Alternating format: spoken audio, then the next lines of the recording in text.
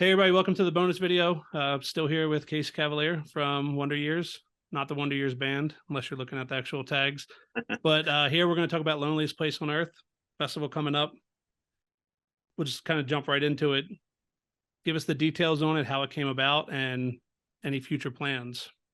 Yeah, so Loneliest Place on Earth, for anybody that's been following the band, might know that that's kind of been a banner that we've been running and kind of running under and having a lot of everybody's kind of side projects and other endeavors, under that umbrella. And, we've always, it almost goes without saying, especially if you live in Philadelphia and have been listening to our band, that we have an undying love and appreciation for our city and so many great factors about it, and the people there and that have always supported us and had our back. And the music scene itself is incredible. Honestly, there's just too many unreal good bands coming out of it and that have come out of it, and we're just super proud to be part of a long lineage of that kind of like Philly rock and punk scene. And we've for a while toyed with the idea. Obviously every time we play Philadelphia, it's a very special thing, and we've done it a lot over the years. And with this, we've said we wanted to look for an opportunity to put together our own cast of friends, right? Sometimes when we're doing like a full tour or something, we can't, there's only so much space, so much time each night on a bill. But we wanted to, try to stretch that out a little bit and create a little bit more of a moment, especially because we know that, anybody that's been listening to our band are so clued into and tied into the scene and so many other bands too, right? Not just ours. So we wanted to do something where we felt like we brought as many of those other bands together in one place. And we also know that it's often very hard for people to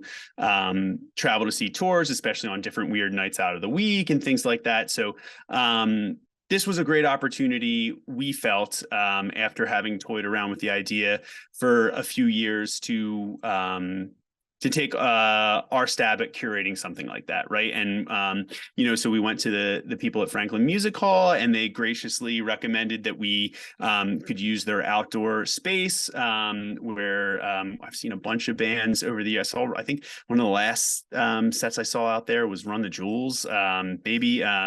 And it's a really cool space. It's very much in the city. It's just right behind Franklin Music Hall. And this year it'll be on September 9th. And it already sold out in like a weekend effectively, which is pretty astounding for us, truthfully. But yes, and it's going to feature a ton of other really great bands, a lot of friends like Origami Angel, who I hope at least a couple people listening will know. We've had the pleasure of touring with those dudes a bunch.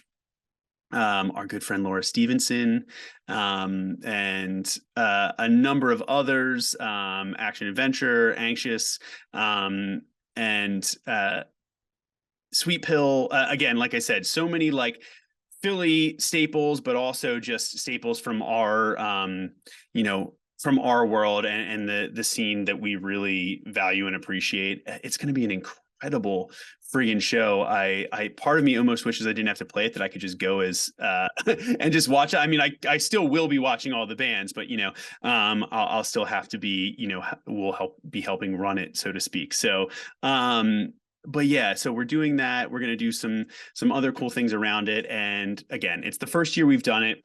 We didn't, with there's a first time for everything, and you're never sure how it's going to go. So this was our shot. And again, already it's far exceeded expectations, right? But we want to make sure, the whole point is that everybody comes and has a great time, feels good, feels safe, leaves having an incredible experience around all of that.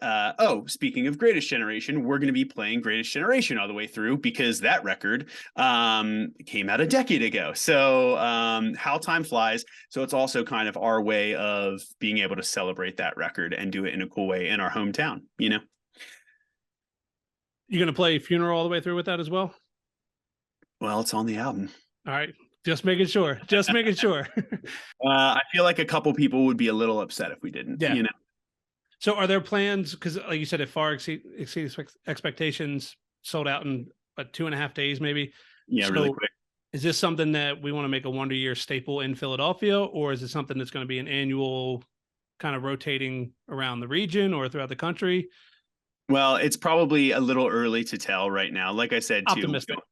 yeah, right. Like I think some lessons have been learned in recent years, especially in the festival world. A lot of people saw how um when we were young fest turned out with having to cancel the first show due to like wind and everything, so anything can happen, right? But like I want to at the very least just get through and make sure step one is making this as great as it can be, right, before trying to like call any shots or put any chickens before eggs, so to speak. So Yeah, and I guess I was just kind of looking at, again, not obviously not saying, hey, you guys aren't ready to scale to a full, 50-date warped, but I like that what you guys are doing in bands like Hawthorne Heights, where they got the Is for Lovers, where Yeah. obviously it's not a 30-date city to city, but they're putting on these fests where it's kind of by the bands for the fans, instead of I would say almost by the bands for the bands, but it's kind of like you guys having that control, and like you said, paying homage to your city, putting your friends on it, putting bands that are from there or whatever have this this tie to you guys, where it's something that you can really create and have the control over where it is and how it goes. I think more bands of your status should definitely try to put those on, and I think a lot of them will be pleasantly surprised with the turnout of them. Yeah, and make no mistake too, it's we're lucky to be able to do it and have people and partners that have confidence in us taking on the reins of something like this and building it out and being able to curate it. So it's a huge undertaking. I'm sure the guys in Hawthorne would also tell you that. I know for a fact, having played some of those and being part of the maiden voyages of Is for Lovers as well. Yeah, it's but that is kind of like where everybody, whether it's Sad Summer, I think we all kind of get what we're trying to build here, and ultimately it's about making really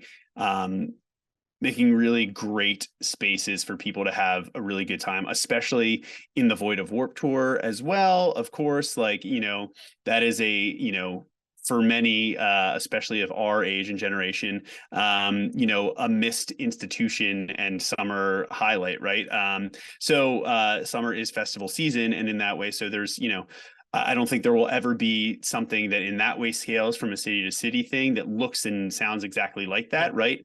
But there are some things that, all of those bands that each take their own little part of that all collectively made up what that was over the years, and can kind of run with that and like a tree kind of branch off into some really cool, unique, more niche places that are still doing really cool things and curating really great events that, I hope many of them can continue to grow and thrive and scale as long as people are really enjoying them, and it gets people closer to that community and world around those bands. That's a good thing, and that's awesome, and we want people to do that, and this was our way of kind of at least starting small and with the best city in the world, Philadelphia, go Birds, doing that in a place where we felt like it was on our home turf, and we knew a Philly crowd would turn up strong for it. I think we were still blown away by how strong and how quickly they turned up. But we're looking forward to it, and then we will take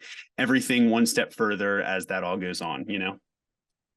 It's exciting. I know I won't be able to attend, and obviously it's sold out, but I'm definitely looking forward to all of the content that's put out from it, whether it's YouTube, Instagram, all the social media. Just because even like you were mentioning Warped Tour being a staple, even if it was years that I didn't go, or there was dates, like obviously, there's different locations all around the country you can't attend, still like being able to, like, that's one of the plus sides of social media, but like being able to follow along, like you kind of get that energy of like, oh, today's that day, they're going to be posting this, or, you're going to see these tags and everything. So I'm definitely looking forward to it from across the country standpoint, and kind of getting that secondhand excitement from it. Hell yeah. Well, us too.